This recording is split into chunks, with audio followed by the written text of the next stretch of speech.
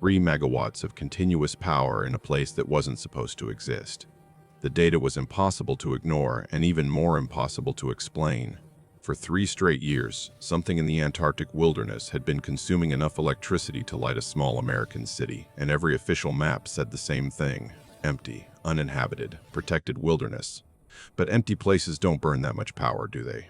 Empty places don't generate military-grade encrypted transmissions or redirect fuel shipments in the dead of Antarctic winter. And Tej, this is battleground times, and I'm about to tell you why 3 decorated officers vanished from their military careers after discovering what the government built in Sector 7. But first, hit that subscribe button right now because this investigation needs your support, and drop a comment telling me where you're watching from. I need to know this truth is reaching people who understand that some secrets are too dangerous to stay buried. 1988. The Cold War was gasping its last breath, but still very much alive in the places nobody talked about. Antarctica was supposed to be neutral territory under international treaty, reserved exclusively for peaceful scientific research and environmental protection. That's what the official documents promised anyway. But promises written on paper mean nothing when powerful nations decide certain secrets matter more than transparency. This is the account of Captain Nathaniel Harrow, a career military logistics officer who spent 2 decades following orders without question, until one freezing June night when a junior analyst knocked on his door carrying data that made absolutely no sense. Energy consumption readings from a restricted zone called Sector 7 showed industrial-scale activity, patterns proving continuous human presence, and a direct supervisor who ordered that analyst to delete everything and pretend he'd never seen it. That's usually where these stories end, isn't it? Delete the file, forget the anomaly, protect your career, keep your mouth shut. But not this time, because sometimes a small group of people decides that truth matters more than personal safety, that documentation matters more than promotion, and that certain secrets are simply too important to keep hidden. The facility where Harrow worked didn't appear on civilian maps either. Buried deep in Antarctic territory, officially monitoring weather patterns and coordinating supply chains for legitimate scientific stations scattered across the ice. Unofficially conducting whatever classified operations required that level of isolation and security.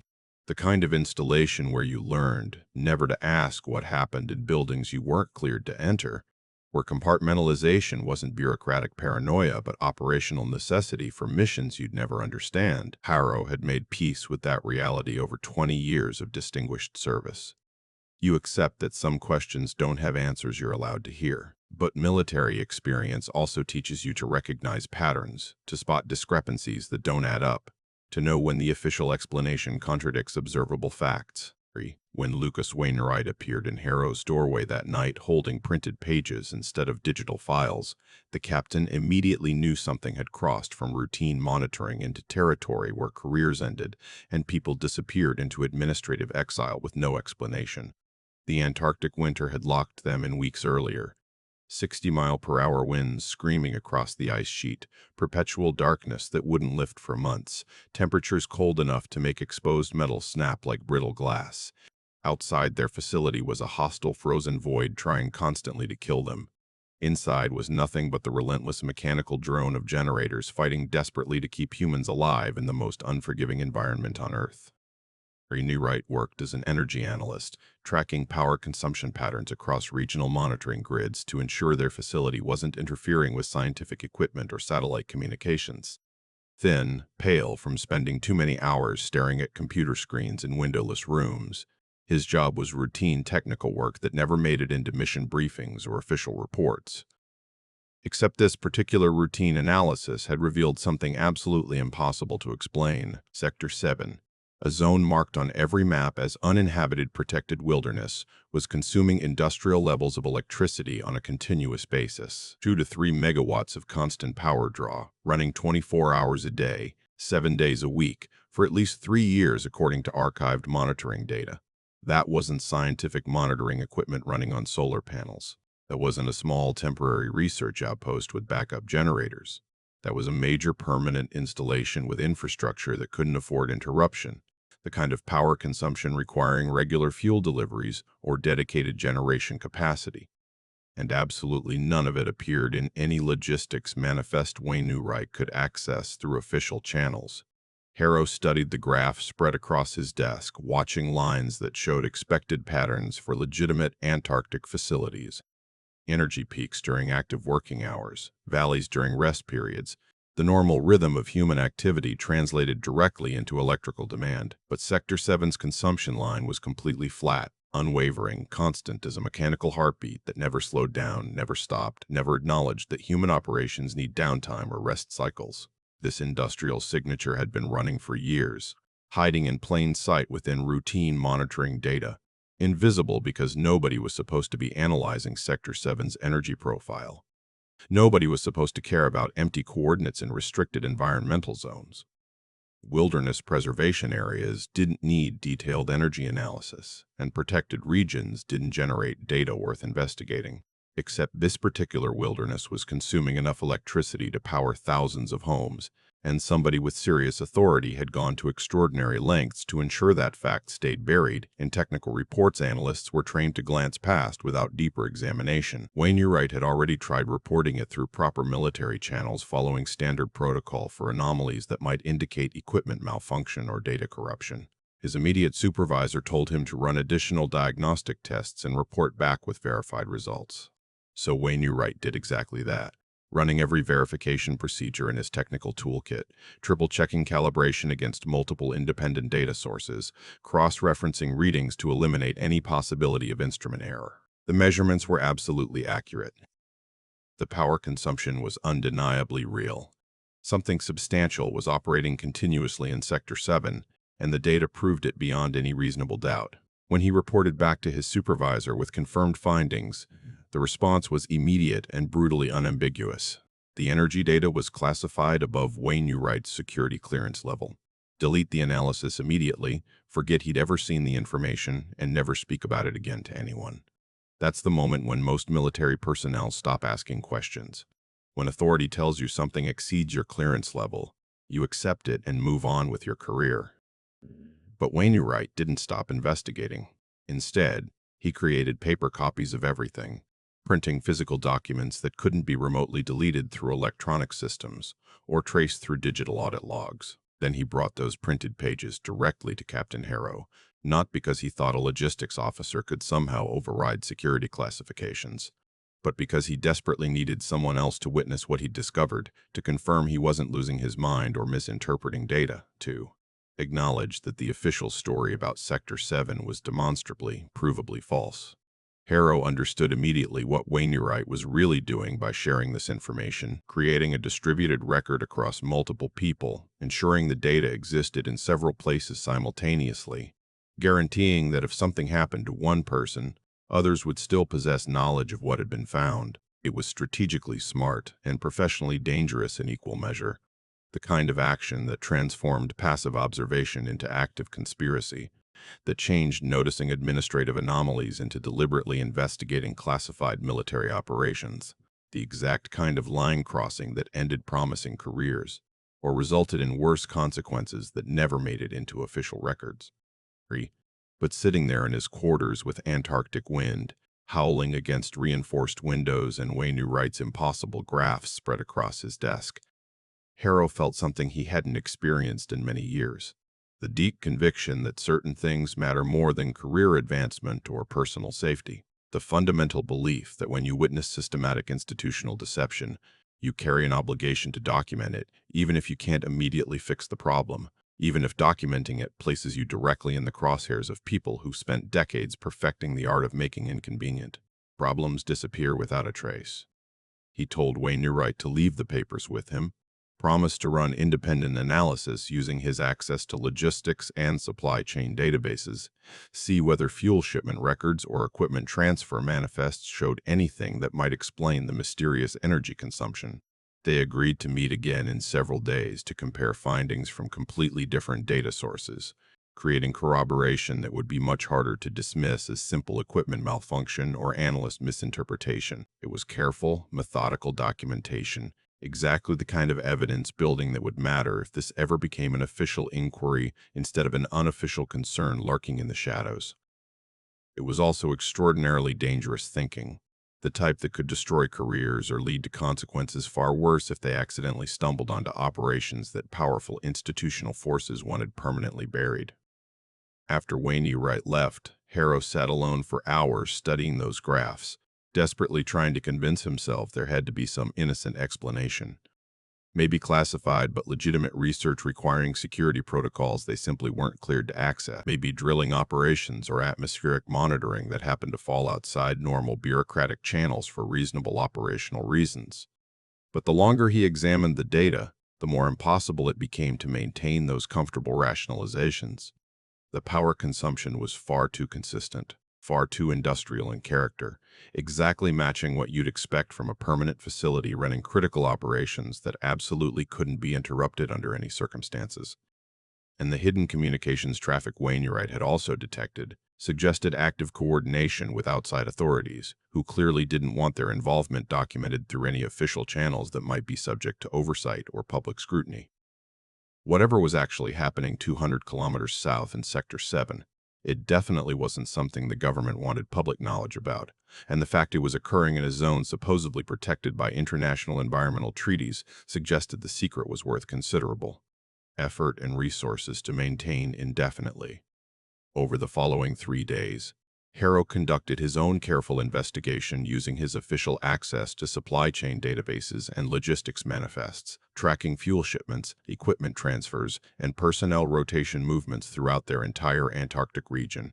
The work was incredibly tedious, requiring him to cross-reference dozens of separate databases and search for subtle patterns in data that was deliberately fragmented to make comprehensive analysis extremely difficult. But gradually, unmistakably, a clear picture emerged from the scattered information.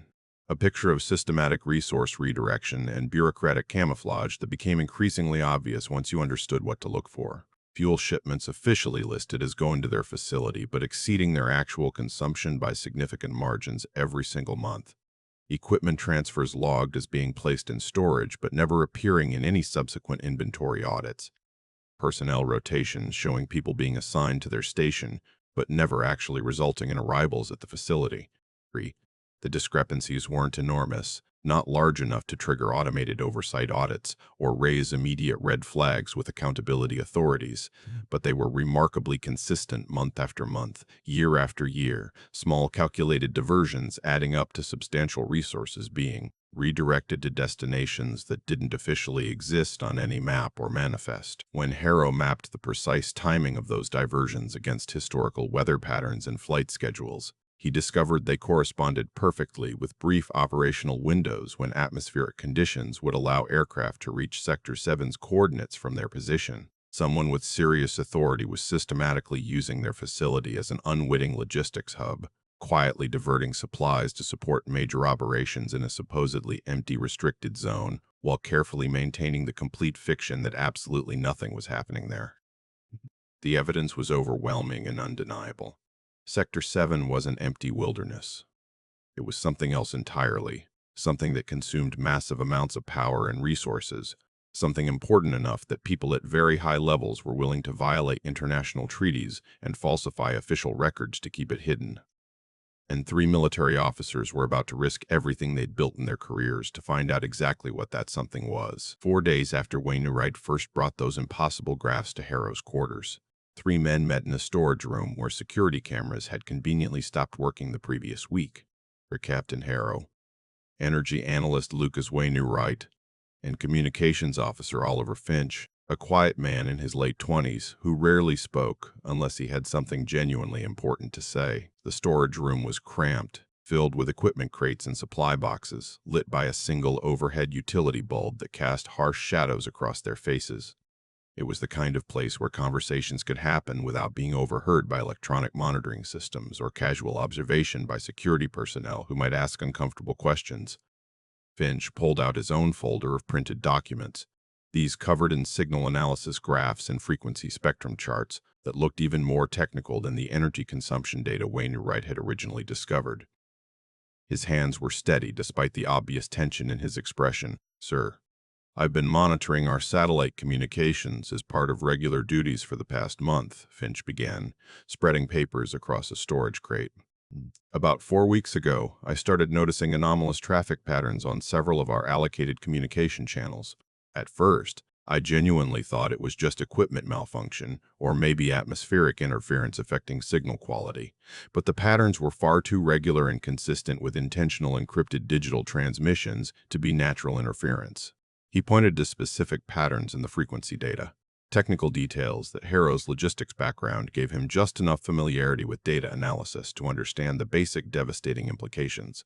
These are compressed burst transmissions, heavily encrypted using military-grade protocols, originating from a location approximately 200 kilometers directly south of our current position. They're systematically using our facility's satellite uplink to relay substantial amounts of information off-continent, hiding their communications traffic in the background noise of our own legitimate operations. The transmissions were designed to be nearly invisible unless someone was specifically looking for them. "How long has this been going on?" Harrow asked, though he suspected he already knew the troubling answer based on the pattern emerging from all their independent discoveries. Based on archived signal logs I was able to access without raising suspicion. "At least 2 full years of continuous activity," Finch replied quietly. "The transmissions occur at irregular intervals to avoid establishing predictable patterns, but they're most frequent during our scheduled maintenance windows when our own communications traffic volume is at its absolute lowest point and anomalies are least likely to be noticed by routine monitoring." "Have you been able to decrypt any of the actual content?" Harrow pressed, knowing that was probably an impossible request, but needing to ask anyway. Finch shook his head with obvious frustration. "No, sir. The encryption is military grade. Probably well beyond anything our facility has the technical capability to break, even if we had authorization to try. But I did conduct detailed analysis of the transmission patterns and data volumes being sent, and this definitely isn't simple status reporting or routine equipment data logging. These are substantial information transfers, gigabytes of compressed data being transmitted in carefully timed bursts designed to minimize detection probability." Harrow looked from Wainwright to Finch and back again, seeing his own growing alarm reflected clearly in both their faces. Individually, each separate piece of evidence they'd discovered could theoretically be explained away as equipment malfunction, corrupted data, or legitimate authorized operations that simply happened to fall outside their specific security clearance level. But taken together as a complete picture, the pattern was absolutely unmistakable and deeply disturbing. Something significant was definitely happening in Sector 7. Something requiring substantial continuous resources and power, something generating regular encrypted communications with outside authorities who clearly didn't want their involvement documented through any official channels subject to oversight. And it was all being systematically hidden behind a carefully constructed facade of environmental protection protocols and deliberate bureaucratic compartmentalization designed specifically to prevent people like them from seeing the complete picture. "We need to document this properly and comprehensively," Harrow said, making a decision that he knew could have serious professional consequences for all three of them. "Everything we've found, all the data and independent analysis, compiled into one comprehensive report that can be presented through official channels if that becomes necessary." "Sir, with all due respect," Wainwright said quietly, his voice tight with controlled anxiety, "my direct supervisor already explicitly told me this energy data was classified above my clearance level. If we push this officially through normal channels, we're almost certainly going to face severe disciplinary action for accessing classified information we weren't authorized to see or analyze." He was absolutely right, and all three of them knew it perfectly well. The military classification system wasn't primarily designed to protect sensitive information from foreign enemies. It was designed to control precisely who within the system had access to specific categories of knowledge, and they had clearly crossed lines that someone with serious authority had drawn specifically to keep people exactly like them from seeing the complete operational picture. But Harrow had spent 20 years in military service, learning to distinguish between legitimate security protocols protecting genuine national interests and bureaucratic cover-ups designed to prevent accountability. What they'd collectively discovered wasn't classified to protect national security or operational effectiveness. It was classified specifically to prevent awkward questions about operations that probably wouldn't withstand any kind of serious public scrutiny or congressional oversight. "We document it anyway," Harrow said firmly. "Not to publicize it through media or leak it to journalists, but to create a permanent record that we noticed these anomalies, that we tried to raise legitimate concerns through proper channels, that we did our professional jobs even when doing those jobs. Became inconvenient and potentially dangerous for people much higher up the chain of command. Over the following week, working in stolen moments between their regular duties, the three men compiled everything they'd discovered into a careful, technically detailed report, focused on factual observations rather than speculation or direct accusations. Energy consumption patterns clearly indicating substantial industrial activity in zones supposedly designated as empty. Supply chain discrepancies strongly suggesting systematic diversion of resources to destinations that didn't officially exist. Communications traffic originating from geographic coordinates that weren't supposed to have any human presence whatsoever. They deliberately didn't try to explain exactly what was happening in Sector 7 or speculate about why it was being kept secret from them, and presumably from public knowledge. They simply documented with technical precision that something substantial was definitely happening, that it appeared to be consuming massive resources continuously, and that none of it was appearing in any official records or reports they had legitimate access to through normal channels. The question then became what to actually do with that dangerous documentation they'd created. Sending it through official military channels would almost certainly result in it being immediately classified at even higher levels, buried in secure archives, and potentially used as evidence against them for conducting unauthorized investigation of classified operations. But keeping it entirely private among themselves would completely defeat the stated purpose of creating an official record in the first place. In the end, after careful discussion of the risks, they made 3 complete copies of all documentation. 1 copy stayed with Harrow, hidden carefully among his personal effects in a manner that would survive routine inspections, but might be discovered in any more thorough search. 1 went with Wainwright, similarly concealed, and the 3rd copy went with Finch, who had family members outside military service who could be trusted to keep sensitive documents safe without asking uncomfortable questions about their specific contents or significance. It was the best insurance they could create given their limited circumstances and resources.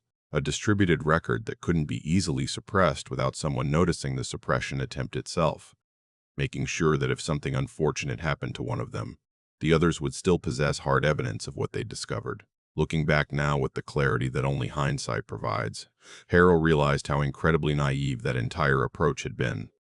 They genuinely thought they were being clever, creating effective insurance against institutional retaliation or bureaucratic cover-up. They didn't understand yet that they were dealing with people who had literally spent decades perfecting the sophisticated art of making inconvenient discoveries, and the people who made them disappear without leaving traces anyone would notice or investigate. The response came exactly 3 days after they finished compiling their complete documentation, though at the time Harrow didn't immediately recognize it as a direct response to their investigation. It started when Marcus Caldwell, their facility's security chief, called Harrow to his office for what he carefully described as just a routine security review, nothing to be concerned about. Caldwell was a man in his late 40s with the kind of rigid military bearing that comes from spending your entire professional career in positions where strict protocol matters far more than individual personality or personal relationships. He'd always been professionally competent in their previous interactions, effective at his security job without being particularly friendly or approachable to anyone. But when Harrow entered Caldwell's office that afternoon, something in the security chief's demeanor immediately set off alarm bells based on 20 years of reading people in military hierarchies. Captain Harrow, thank you for coming on short notice. Please have a seat, Caldwell said with careful formality. Harrow sat in the indicated chair, immediately noticing that Caldwell had closed the office door behind him, and that the usual ambient noise of the facility seemed strangely muted, as if the office had been recently soundproofed or equipped with some kind of sophisticated acoustic dampening technology. I'll be direct with you, Captain, Caldwell continued, his tone remaining carefully neutral and professional. It's come to my attention through certain monitoring systems that you've been conducting unauthorized research into logistics patterns and energy consumption data that falls well outside your normal scope of official responsibilities. I need to understand why you've been doing this. So there it was, laid out with bureaucratic precision. Someone with access to sophisticated monitoring capabilities had been watching their investigation activities, had noticed their unauthorized data analysis, and had decided it was time to shut down their inquiry before it went any further. 3. The only real question remaining was how aggressive and permanent that shutdown was going to be. I was simply verifying anomalies that were brought to my attention by members of my staff, Harrow replied, keeping his voice level and professionally calm despite his racing pulse. Standard due diligence for someone in my position when subordinates report data patterns that don't match expected operational parameters. And did it occur to you that those specific anomalies might be directly related to classified operations that are deliberately compartmented away from your particular level of security access? Caldwell asked, his eyes never leaving Harrow's face. It did occur to me, yes, Harrow admitted carefully. It also occurred to me that if those operations were actually legitimate and properly documented through appropriate channels, there would be established procedures for my staff to verify that their data was accurate, rather than being ordered to delete their findings and forget everything they'd bus. Caldwell's expression didn't visibly change, but something subtle in his eyes told Harrow he hadn't expected the captain to be quite so direct in pushing back against implied threats. "Captain, I'm going to be completely frank with you," Caldwell said after a moment of tense silence. "You're a decorated officer with an excellent service record spanning 2 decades. You've spent 20 years systematically building a solid career based on demonstrated competence and absolute reliability. But right now, at this very moment, you're in serious danger of throwing all of that away by pursuing questions that you don't have the security clearance or official authorization to investigate." "Are you giving me a direct order to stop this investigation?" Harrow asked, making Caldwell commit to an official position. "I'm advising you to stop," Caldwell replied with practiced precision. "If I give you a direct order to immediately cease investigation of classified data, that creates an official paper trail that might raise questions with oversight authorities about exactly why such an order was necessary in the first place. But if I simply advise you as a concerned colleague who genuinely has your best interests at heart, well, that continued investigation would be career-limiting and potentially personally dangerous. Well, that's just friendly professional counsel that doesn't require any official documentation whatsoever." It was a threat, carefully phrased to remain technically deniable but absolutely unmistakable in its clear implications. Stop asking these uncomfortable questions immediately, or face severe consequences that would be bureaucratically engineered to look like natural results of poor judgment rather than deliberate institutional retaliation against whistleblowers. Harrow left Caldwell's office understanding with complete clarity that they'd crossed some invisible but very real line in the institutional sand. They'd moved from being curious observers to being perceived as active threats in someone's careful calculation of acceptable risk management. The smart, career-preserving thing would have been to immediately destroy all their documentation, apologize profusely for overstepping their authority, and spend the rest of their Antarctic deployment pretending they'd never noticed any anomalies in Sector 7's operations. But something about that conversation with Caldwell had exactly the opposite effect on Harrow's determination. It wasn't Caldwell's threat itself that bothered him most. It was the casual, practiced efficiency with which he delivered it, the smooth professionalism that strongly suggested he'd had this exact same conversation before, with other personnel who'd noticed things they weren't supposed to notice. That practiced efficiency implied a system, a well-oiled institutional machine designed specifically to identify and neutralize dangerous curiosity before it could develop into formal investigation. That night, Harrow met again with Wainwright and Finch in the same storage room where they'd originally compiled their documentation. Both of them had received similar visits from Caldwell earlier that day. Similar warnings carefully phrased as friendly professional advice about career preservation and the serious dangers of unauthorized investigation into classified matters. "So what do we do now?" Finch asked, his voice barely above a whisper despite the privacy of their location.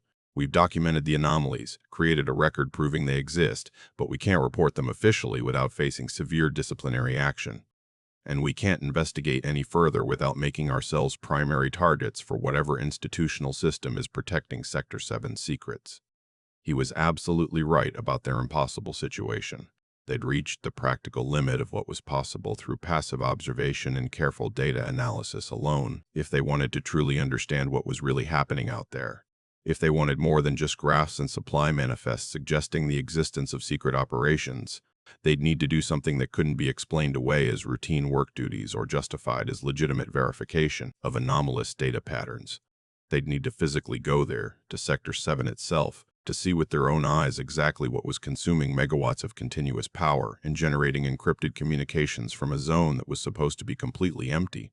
The suggestion hung heavy in the cold air between them, unspoken but absolutely obvious to all three men. Wainwright and Finch both looked at Harrow, waiting for him to either authorize what they all knew was an insane idea or dismiss it as the career-ending foolishness it obviously represented. "It's 200 kilometers across brutal Antarctic terrain in the middle of winter," Harrow said slowly, laying out the practical obstacles rather than immediately addressing the disciplinary ones. "We'd need reliable transportation, proper cold weather survival gear, and at least 3 or 4 days of supplies. We'd also need a convincing cover story for why we were leaving the facility, something plausible that wouldn't immediately trigger security alerts the moment we departed. There's a scheduled maintenance run to the relay station along the McMurdo supply route," Wainwright said quietly, and Harrow realized the analyst had already been thinking about this possibility, working out logistics and opportunities before Harrow had even consciously acknowledged they might need them. "It happens monthly like clockwork. Takes a small team out to service communications equipment along the southern corridor. The authorized route passes within approximately 80 kilometers of Sector 7's coordinates." "Who's typically scheduled for next month's run?" Harrow asked, starting to see where this was leading. "Junior technicians usually," Wainwright replied. "People with minimal security clearance who can handle basic equipment maintenance without needing access to sensitive operational data. Exactly the kind of personnel who wouldn't be expected to notice or report any deviations from their standard routes." "And you're suggesting we volunteer for this maintenance run, then deliberately deviate from our authorized route to investigate Sector 7, Harrow said, making the plan explicit. "I'm suggesting we have an opportunity that might not come again," Wainwright said carefully. "Caldwell's warning means they're actively watching us now, monitoring our activities for any signs we're continuing to investigate. But if we volunteer for routine maintenance duties that are actually below our normal pay grade and responsibility level, it might look like we're trying to stay busy and avoid trouble rather than planning unauthorized reconnaissance into restricted territory." It was clever tactical thinking, exactly the kind of misdirection that might actually work if Caldwell and whoever he was ultimately reporting to weren't expecting them to be quite so audacious. The best way to hide genuinely suspicious activity is often to disguise it as precisely the opposite of what you're actually planning. Personnel volunteering for menial maintenance work don't typically look like people planning to violate heavily restricted zones and compromise sensitive security protocols. "And once we're out there in the field," Finch added, his tactical mind working through the operational timeline, "once we're 80 kilometers from Sector 7 with transportation and adequate supplies, we'd have a window of maybe 12 to 18 hours before anyone at the facility noticed we hadn't returned to our scheduled route on time. That should be long enough to reach the coordinates, observe whatever's actually there, document it properly, and get back before the deviation becomes an official incident rather than just a potential navigation error that can be explained away." They'd worked this entire plan out between themselves already, Harrow realized with a mixture of admiration and concern. They'd discussed possibilities and planned contingencies while he was still trying to decide whether continued investigation was even worth the massive professional risk. They'd already made their decision about what needed to be done and were simply waiting to see if their commanding officer had made the same choice. "If we actually do this," Harrow said slowly, forcing himself to articulate the full consequences, "if we deliberately deviate from authorized routes to investigate a restricted military zone, we're not just risking our careers and future promotions. We're potentially committing offenses that could result in military prison, dishonorable discharge, and permanent security clearance revocation that would follow us for the rest of our lives. Are you both genuinely prepared for those consequences?" Wainwright and Finch exchanged a meaningful glance, and Harrow saw something in that silent communication that made him understand they'd already passed well beyond the point of rational risk assessment. This wasn't about career calculations or professional advancement anymore. This was about the fundamental human need to know the truth, the inability to leave mysteries unexplored when those mysteries strongly suggest that the official story is a carefully constructed lie designed to prevent accountability. "I've been analyzing energy consumption data for 8 years, Wainwright said quietly but firmly. "I've tracked power usage patterns across dozens of facilities and monitoring stations throughout my career. I know exactly what legitimate scientific operations look like. what standard military installations typically consume, what various industrial activities require for normal operations, and what's happening in Sector 7 doesn't match any of those established profiles. It's something fundamentally different. Something that requires power levels and operational continuity that suggest purposes I can't even begin to guess at based on any known activities. I need to know what it actually is. I've been monitoring military communications for 6 years across multiple deployments, he added. I've seen legitimate classified traffic, understood the normal patterns of military coordination and standard diplomatic communication protocols. But the transmissions originating from Sector 7 are completely different in character. The encryption is significantly tighter than anything I've encountered. The timing is more careful and deliberate. The data volumes being transmitted are larger than anything that could possibly be justified by routine operations or standard reporting requirements. Whatever information is being communicated, it's substantial enough that people at very high levels are willing to go to extraordinary lengths to keep it hidden from oversight. That kind of systematic secrecy demands explanation. They were both absolutely right, and Harrow knew it deep in his gut. Some mysteries are simply too important to leave unexamined, even when examining them carries unacceptable personal and professional risks. And the fact that powerful people desperately wanted them to stop asking questions, that institutional forces were willing to threaten careers and hint at severe consequences to maintain absolute secrecy around Sector 7, that itself was compelling evidence that whatever was happening there was significant enough to warrant serious investigation despite the dangers. All right, Harrow said, making a decision that would fundamentally change everything that followed for all of them. We volunteer for the maintenance run. We plan carefully for every contingency we can reasonably anticipate, and we go see for ourselves what they're hiding in that empty square on the geopolitical chessboard. But we do this smart, we do this careful, and we make absolutely sure we have documentation that survives even if we don't. The next 2 weeks were spent in meticulous preparation, cleverly disguised as routine duty. They volunteered enthusiastically for the upcoming maintenance run, citing a genuine desire to stay busy during the long Antarctic night and help out with tasks that were clearly below their normal pay grade and responsibility level. Caldwell approved the request without any apparent suspicion, probably viewing their volunteer enthusiasm as evidence that his stern warning had been effective, that they were retreating from dangerous investigation into safe, busy work that kept them occupied without causing problems. Meanwhile, they carefully studied topographic maps and available satellite imagery of the southern corridor, methodically memorizing terrain features and planning multiple routes that would allow them to deviate towards Sector 7 without leaving obvious tracks that could be easily followed or traced back to their starting point. They requisitioned extra fuel and additional supplies, amounts that were technically justified by standard safety protocols for Antarctic travel, but that would actually give them the extended range and operational endurance needed for their real unauthorized mission. And they waited with forced patience, maintaining their normal daily duties and routine behaviors while internally counting down the days until the scheduled maintenance run would finally give them their critical window of opportunity. The night before their planned departure, Harrow sat alone in his quarters, trying one last time to convince himself they were doing the right thing.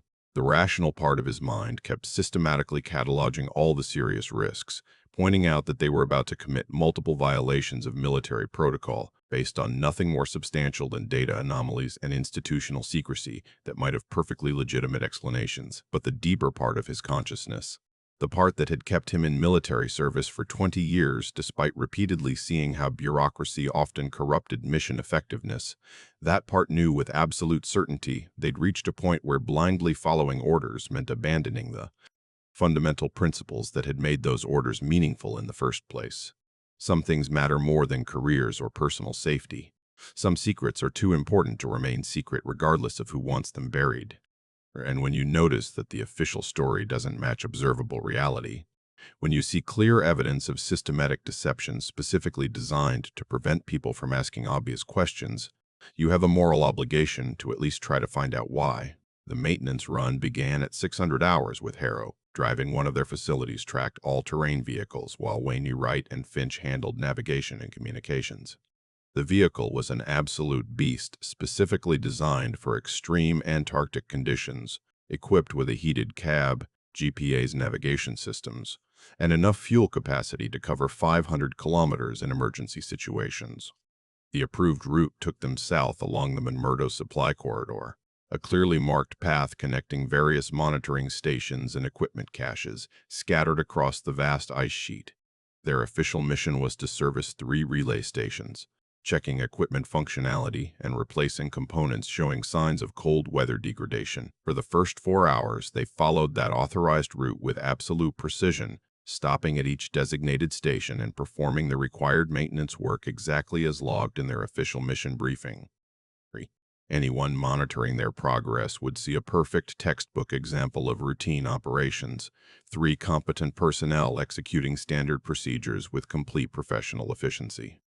But at the 3rd relay station, while officially conducting equipment diagnostics, they made their fateful decision. The weather forecast showed a brief window of relatively calm conditions approaching, winds dropping to manageable levels and visibility improving to several kilometers. It was exactly the opportunity they'd been waiting for, possibly the only one they'd get before being separated and reassigned. Caldwell will definitely notice when we don't report our next scheduled check-in, Finch said, reviewing the timeline on his portable communications unit. We have approximately 6 hours before our deviation becomes an official incident rather than just potential equipment malfunction. Then we make those 6 hours count, Harrow said firmly, turning their vehicle away from the approved route and heading southwest toward the coordinates where Wainwright's energy consumption data and Finch's communications analysis suggested something substantial was happening. The terrain was absolutely brutal, even by harsh Antarctic standards. They were traveling across ice sheet that hadn't seen any human traffic in years, carefully navigating around massive crevasse fields and pressure ridges that could easily swallow their entire vehicle if they made a single navigation error. The constant white outside their windows was hypnotic and deeply disorienting, making both distance and time lose their normal meaning. But gradually, as they pushed deeper into territory that was officially designated as empty, they began noticing small details that directly contradicted that official designation. Faint marks in the snow that looked like they might have been made by tracked vehicles, though weather and snowfall had obscured them enough to make positive identification uncertain. What appeared to be marker flags visible in the distance, positioned at regular intervals that suggested they were deliberately guiding traffic along specific routes. "We're definitely not the first people to come this way," Wainwright said, pointing out the window at one of the flags.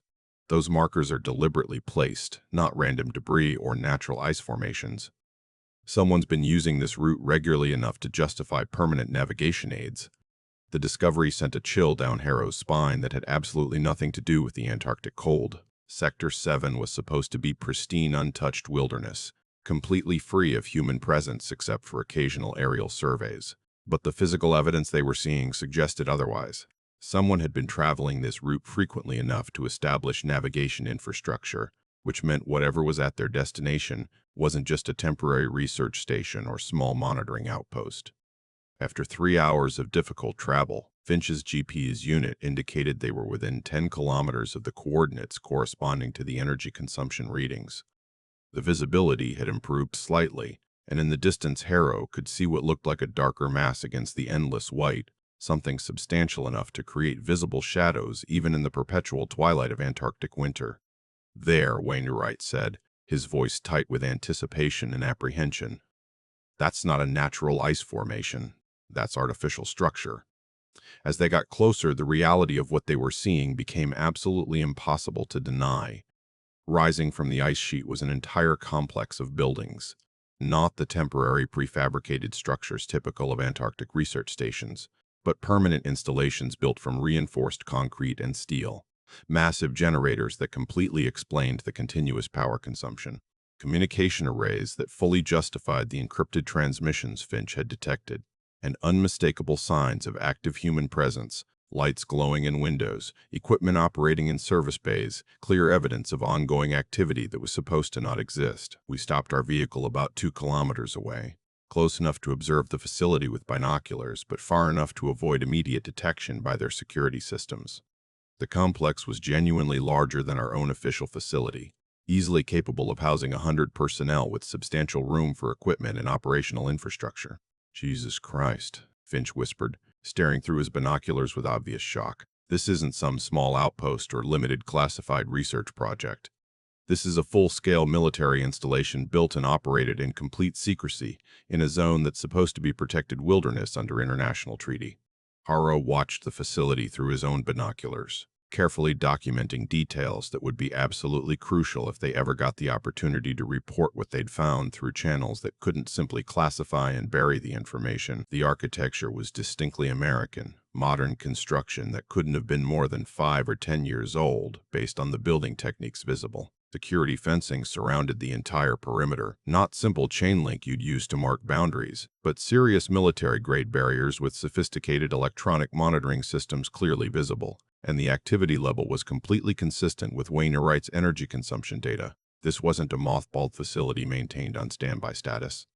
This was an active, ongoing operation with personnel moving between buildings, vehicles parked in organized staging areas, an operational tempo that strongly suggested continuous mission execution rather than simple maintenance or caretaker duties. "What are they doing out here?" Wainwright asked, voicing the question all three of them were thinking. "What possibly requires this level of secrecy, this magnitude of resources, this kind of permanent installation in a location that's supposed to be completely off-limits to any human activity?" Harrow scanned the facility systematically, looking for clues in the visible infrastructure that might suggest purpose. The communication arrays were absolutely enormous, far beyond what would be needed for simple coordination with mainland authorities or routine administrative traffic. The generator capacity was massive, suggesting power consumption for much more than just heating and basic life support operations. And there were specialized buildings whose architecture suggested purposes he couldn't immediately identify, structures that looked more like advanced laboratories or industrial processing facilities than simple administrative buildings or residential spaces. "I honestly don't know," Harrow said, acknowledging the limits of what they could determine from external observation. "But whatever it is, it's been running continuously for years with resources that had to come from somewhere. The fuel alone for those generators would require regular supply runs, sophisticated logistics coordination that should appear in official records but apparently doesn't. If you're enjoying this investigation, make sure you hit that like button and share this video with anyone who questions what governments are really doing in remote locations. The truth needs to spread, and your engagement helps this reach more people who deserve to know." We spent the next hour meticulously documenting everything we could observe from our distant vantage point. Wainwright took photographs with a camera that had been officially requisitioned for equipment maintenance documentation, but worked equally well for recording unauthorized facilities. Finch monitored communications frequencies with portable equipment, detecting the same encrypted traffic he'd identified from our home base, but now with much stronger signal strength confirming the source location. And I made detailed written notes about facility layout, counting buildings, estimating personnel numbers based on visible activity, trying to build a comprehensive picture that would be useful if we ever got the chance to report our findings through channels that couldn't simply classify and bury the information to protect institutional interests. But as we worked, I became increasingly aware that our time was running out fast. We'd been away from our approved route for over 4 hours now, and Caldwell would soon notice our failure to report at the scheduled check-in point. The weather window that had allowed our deviation was beginning to close, with winds picking up noticeably and visibility starting to deteriorate. "We need to leave now," I said reluctantly, knowing that every additional minute we spent observing increased our risk of detection. "We've documented what we came to find. Now we need to get back, before this becomes an official incident that can't be explained away." The return journey was significantly faster, following our own tracks back through the ice and pushing our vehicle to its maximum safe speed. But even as we raced back toward the approved route, even as we tried desperately to minimize the time gap that would require official explanation, I knew we'd crossed a line that absolutely couldn't be uncrossed. We'd seen what we weren't supposed to see, documented physical evidence of systematic deception at the highest institutional levels, and people who built secret facilities in heavily restricted zones, who systematically diverted resources and falsified official records to maintain operational security. Those people wouldn't react kindly to having their secrets discovered and documented by unauthorized personnel. We reached our vehicle's last official position with less than an hour to spare before our missed check-in would have triggered formal search procedures. Finch immediately reported in, citing equipment malfunction and navigation difficulties as explanation for the delay, technical issues that were plausible enough to avoid immediate suspicion. But as we resumed our maintenance route, continuing with the remaining relay stations on our official schedule, I could feel the weight of what we discovered pressing down on all three of us.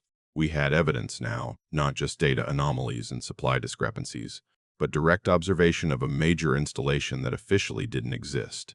The question was what to do with that evidence, and whether we'd survive long enough to do anything meaningful at all. We returned to our facility 12 hours after departure, completing the maintenance run with perfect procedural adherence for the final relay stations. Anyone reviewing our mission logs would see exactly what they expected to see: routine equipment servicing executed by competent personnel who encountered minor technical difficulties but successfully completed all assigned objectives.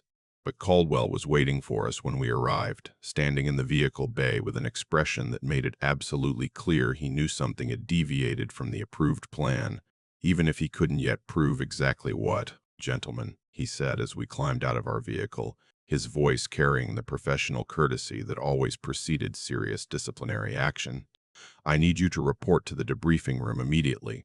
There are some questions about your route timeline that require clarification before I can approve your mission completion report." The debriefing room was small and completely windowless, designed for exactly this kind of conversation. Caldwell sat across from us with a thick folder that I knew contained GPA's logs from our vehicle, communications records from Finch's check-ins, and probably a dozen other data points that could be used to reconstruct our actual movements versus our reported activities. "You were out of communications range for 4 hours and 17 minutes, he said without preamble. "Your explanation cited equipment malfunction and navigation difficulties, but the diagnostic logs from your vehicle don't show any significant technical issues during that specific time period." I prepared for this exact question during our return journey, working out explanations that would be technically plausible even if they weren't entirely truthful. "The communication malfunction was in our portable unit, not the vehicle systems," I replied calmly. "We lost satellite connectivity and had to relocate to higher ground to reestablish signal. The navigation difficulties were related to visibility conditions that made it unsafe to proceed at normal speed. And yet your GPS logs show that during those 4 hours, you traveled approximately 60 kilometers off your approved route before returning," Caldwell countered. "That's not consistent with your explanation of relocating to higher ground for better signal reception." So he had detailed GPS data, or at least enough of it to know we deviated significantly from our authorized path. The question was how much detail those logs actually contained, whether they showed our actual destination or just indicated general deviation from approved coordinates. We encountered what appeared to be a crevasse field that wasn't marked on our navigation charts. Wainwright jumped in with the backup explanation we prepared. Standard safety protocol required us to route around it, which meant traveling perpendicular to our approved course until we found stable ice sheet. The detour added considerable distance and time to our mission timeline. It was a good lie, technically plausible, and consistent with the kind of unexpected obstacles that Antarctic travel frequently encountered. But Caldwell's expression didn't change at all, suggesting he wasn't buying the explanation even if he couldn't immediately disprove it with the data he currently possessed. "I'm going to be very clear with all of you," he said, his tone shifting from professional courtesy to something noticeably colder and more threatening. "I know you didn't encounter a crevasse field. I know you deliberately deviated from your approved route to investigate coordinates that are under strict military restriction. What I don't know yet is exactly how much you saw or what you plan to do with whatever information you think you've gathered." The directness of the accusation caught me off guard. I'd expected careful bureaucratic probing, cautious questions designed to extract admissions without revealing how much Caldwell actually knew, but this was different. This was someone who had already decided we were guilty and was only interested in assessing the damage. "If you believe we violated operational protocols," I said carefully, "then you should initiate formal disciplinary proceedings with proper documentation and official oversight. But accusations without evidence are just speculation, and I'm not going to respond to speculation with admissions that might not accurately reflect what actually occurred." Caldwell leaned back in his chair, studying me with an expression mixing professional assessment with something that might have been genuine disappointment. "Captain Harrow, I've reviewed your service record carefully. 20 years of distinguished service, multiple commendations, a solid reputation for integrity and competence. It would be a real shame to see that record end with court-martial for unauthorized access to classified facilities. It would also be a shame, I replied evenly, if classified facilities existed in zones that are supposed to be protected wilderness under international treaty. If such facilities were discovered, it might raise extremely uncomfortable questions about whether our government has been systematically violating agreements designed to preserve Antarctic regions for peaceful scientific purposes only. The threat was implicit but absolutely clear to everyone in that small room. If Caldwell pushed for formal disciplinary action, we'd push back hard with documented evidence of the facility we'd observed, forcing an official investigation that would expose secrets powerful people desperately wanted kept buried. It was mutually assured destruction, bureaucratic version, where both sides possessed weapons they didn't want to actually use, but were fully prepared to deploy if pushed too far. Caldwell was silent for a long, tense moment, and I could see him calculating risks and carefully weighing options. Finally, he stood up, gathering his folder with movements that suggested the conversation was over, even though absolutely nothing had been resolved.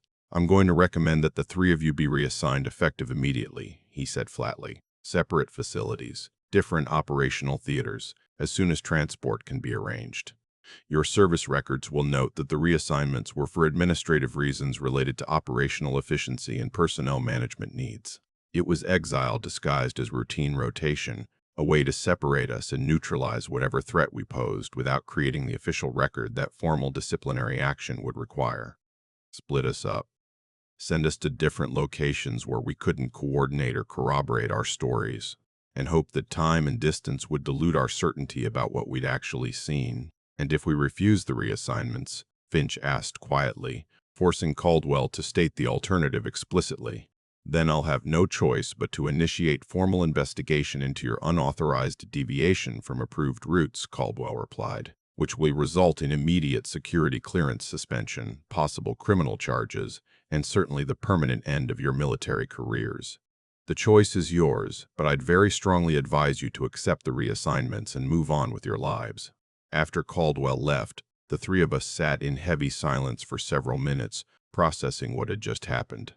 We'd discovered compelling evidence of systematic institutional deception, documented the existence of a major installation that officially didn't exist, and now we were being punished for that discovery through administrative exile specifically designed to prevent us from ever effectively reporting what we'd found. "So that's it," Wainwright said finally, his voice hollow with defeat. "We found proof they're lying about Sector 7, that they've built a major facility in a restricted zone while maintaining the complete fiction that the area is empty wilderness, and our reward is separation and enforced silence. For 5 conts on that, or if we can't report it through channels that can't simply bury it," I said, stating the uncomfortable truth we all understood. "Caldwell knows we saw something significant, but he's counting on our inability to effectively document or publicize our findings. And he's probably right. Without official corroboration or institutional support, we're just 3 personnel making claims about classified operations we weren't authorized to investigate. We have photographs," Wainwright pointed out, pulling out the camera. "Physical evidence that can't be easily dismissed as false memory or misinterpretation. We have photographs that could be doctored," I replied grimly, "that show a facility we weren't authorized to observe and that we obtained through activities that violated multiple regulations and protocols. Any attempt to publicize those photographs would immediately raise questions about how we acquired them, which would discredit our credibility before anyone seriously evaluated the actual content. We'd been completely outmaneuvered, I realized, not through superior force or dramatic confrontation, but through the mundane bureaucratic mechanisms that powerful institutions routinely used to neutralize inconvenient truths. We'd be systematically separated, our evidence would be classified or confiscated, and within a few months the official story would be that nothing unusual had ever happened in Sector 7, that any claims to the contrary were just the result of misunderstanding or deliberate misrepresentation by personnel with questionable judgment. If you're still watching, drop a comment right now telling me what you think is really happening in Sector 7. What could possibly require this level of secrecy? Your theories matter. The reassignments came through within 48 hours. I was being transferred to a logistics coordination position in Germany, Wainwright to an energy analysis role in Alaska, Finch to a communications monitoring station in the Pacific. The orders were carefully phrased as routine personnel rotation, opportunities for career advancement and skill development, but we all understood exactly what they really represented: institutional exile, geographic separation specifically designed to prevent coordination and make collective testimony impossible. On my last night at the Antarctic facility, I sat alone in my quarters looking at the photographs Wayne Newright had taken of the Sector 7 installation, clear visual evidence of a major facility in a location that was supposed to be completely empty. Empty, proof that our government had been systematically lying about its activities in Antarctica, violating international treaties while maintaining the fiction of environmental protection and peaceful scientific research. I thought seriously about destroying the photographs, eliminating the physical evidence that could be used against me if Caldwell decided formal disciplinary action was necessary after all. But instead, I carefully packaged them with copies of all our documentation. Addressing the package to my brother, a civilian attorney with no connection to military service who could be trusted to keep materials safe without understanding their full significance. It wasn't much, but it was something, a permanent record that someone had noticed, that we tried to document and report systematic deception. The transport flight left at dawn, carrying me away from Antarctica and toward a career trajectory that would keep me safely distant from classified operations and uncomfortable questions. As the continent receded beneath us, I watched the endless white give way to ocean, then eventually to the greens and browns of more temperate latitudes. Somewhere down there, buried in ice and wrapped in official denial, was a facility that continued consuming megawatts of power for purposes I would probably never understand. I never saw Wayne Wright or Finch again after our forced separation. We'd exchanged contact information, promised to stay in touch and coordinate if opportunities arose to report what we'd found. But as months became years, as our careers took us to different corners of the world, the coordination we'd promised never actually materialized. Maybe time and distance really did dilute certainty, making it easier to rationalize what we'd seen as legitimate classified operations rather than systematic deception. Or maybe we just learned what everyone eventually learns who works in systems where security classifications tightly control information flow, that some secrets are simply too well protected to expose, that institutional mechanisms for suppressing inconvenient truths are more powerful than individual determination to reveal them. Share this video right now if you believe the truth about what governments do in remote locations needs to be exposed. Your share determines whether this reaches more people or gets buried by the algorithm. 20 years have passed since that Antarctic winter. Wayne Wright died 5 years ago, heart attack at 52, taking whatever certainties he maintained about Sector 7 to his grave. Finch disappeared into private sector work. I retired from military service with my career intact, despite that brief exile, spending final years in logistics positions far from classified operations. My service record notes my competence and reliability. It doesn't mention Sector 7, doesn't note the investigation or evidence. The official history shows routine operations without incident. But the photographs remain. The documentation stays preserved, and someday, perhaps, circumstances will change. Technology will advance, classification systems will evolve, institutional priorities will shift. Maybe then the evidence we gathered will finally matter, or maybe the silence will continue indefinitely, protecting secrets powerful people decided were too important to risk exposure. Either way, I've done what I could, documented what we found, preserved the evidence, created a record that someone might eventually find useful. The emptiest places on maps are often fullest of secrets. The blank spaces are where the most important activities occur. The zones marked uninhabited are sometimes most crowded with operations that officially don't exist. Before this ends, comment right now whether you think international inspectors should access restricted Antarctic zones. Your voice creates pressure for transparency. The truth is out there, buried in ice and classification, waiting for the right moment. This is battleground times. Some secrets are too important to stay buried forever. The question is whether we'll find courage to dig them up before the people who know are gone, before evidence is destroyed, before institutional memory fades and official lies become the only history anyone remembers. Hit subscribe, turn on notifications, and I'll see you in the next investigation where we dig deeper into secrets they don't want you to know.